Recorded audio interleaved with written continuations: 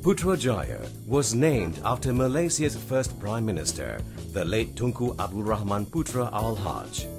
This spectacular 4,581-hectare garden city, fully equipped with intelligent features, is the new administrative capital of the nation and is just a 30-minute drive from the city of Kuala Lumpur.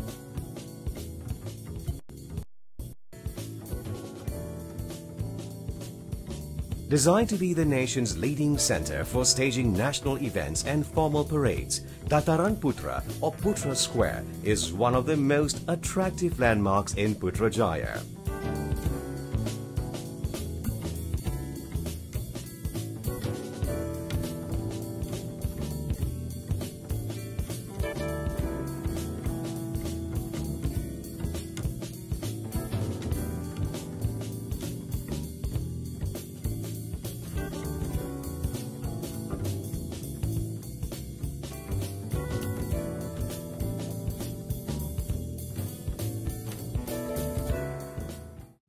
With such a wide array of amenities easily available, it's easy to see why Putrajaya regularly plays host to major international events. One such event is the Putrajaya International Dragon Boat Festival, which was held from the 5th to the 7th of June 2009.